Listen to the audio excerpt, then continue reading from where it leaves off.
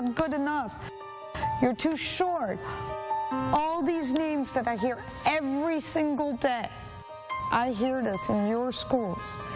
You miss them a lot, and it messes with your emotions, and you think, what did they do to deserve it? Kind of feels like you're in a dream. Like you think you're gonna wake up, but you're not. In her new documentary, kindness activist, speaker, and author Gabriella Van Ray gives a startling glimpse of the emotional and mental minefield students deal with involved bullying.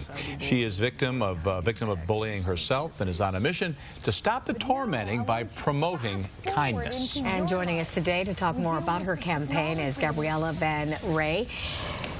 Right here in the studio with us. Thank you so much for being with us. Thank you for having me. This is an emotional video. Even just the 40 seconds that we just share with our viewers at home. I just realized that again while watching it, how emotional it is. How difficult is that to sit there and have these conversations? Thank God the children were able to open up and share with you, but how difficult is that as a victim of bullying yourself to sit there and difficult to hear. Yeah. Difficult to hear. That's why I called the documentary Our Silence is Complicity, because the documentary is not for the children. The documentary is for the adults, because we can help. Although they don't think we can. I keep telling them we can really help you. So out of that, Our Silence is Complicity, what is it that these children have? They are suffering behind closed doors. They are dealing with issues that is not coming in a news segment, that we don't hear about. And we hear about bullying, but we don't really know what's going on behind it all. So I have renamed cyberbullying into cyber torment.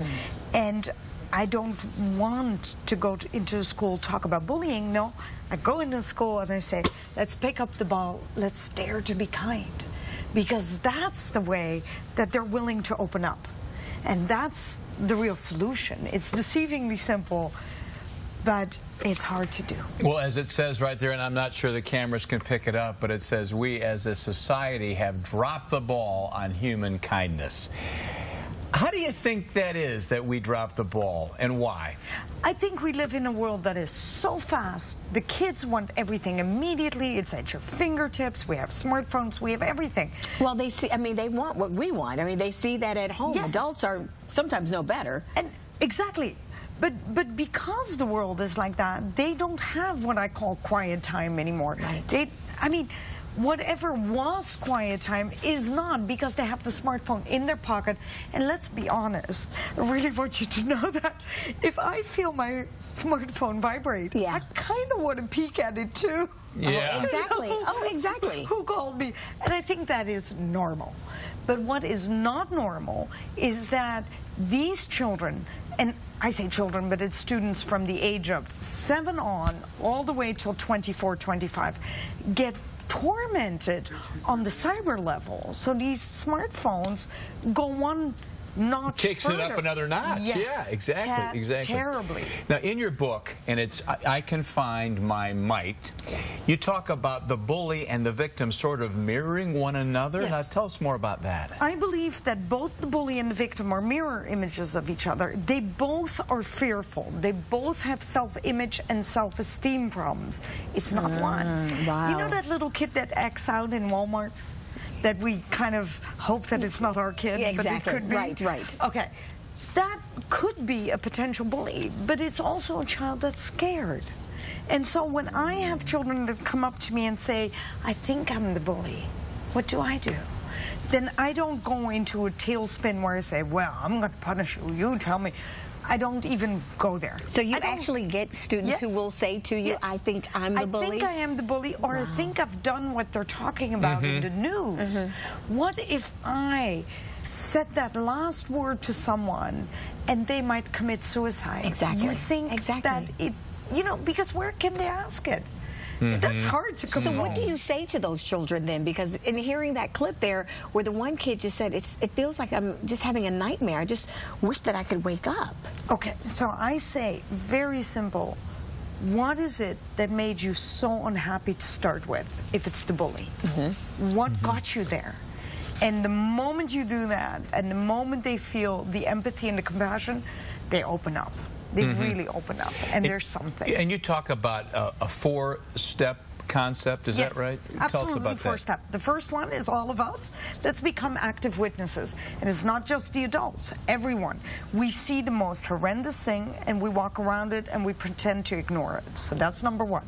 Number two, let's own your uniqueness.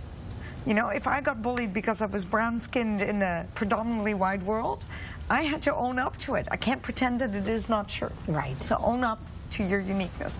And the third one sounds funny, but it's actually hard to do. Dare to step into who you are. It's about self-acceptance, but the children have a hard time understanding acceptance. And let's be truthful, I couldn't do it till I was 40. So dare to step into who you are is number three. And last but not least, dare to be kind. Pick up that ball. Be kind to one person next to you. Not a random act, an actually purpose act that the child does in the classroom or on social media. That's a great concept. I'm really just listening to it. I mean, it's just something simple as a ball that gets these kids talking, both the bullies and the ones being bullied. Absolutely. I'll give you one more little example. When you see someone being mean, let's say I fall down, right, and you laugh at me. Right. Your compassion hits in because you see that I was hurt, right, so you'll stop laughing.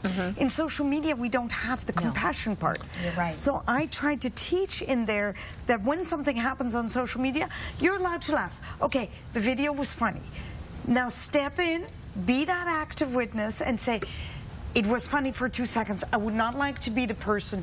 We have safety on our campus. Wow. Got it. That's all. Got it. Don't share it. Gabriella, if people want more information on the Very ball easy. kindness.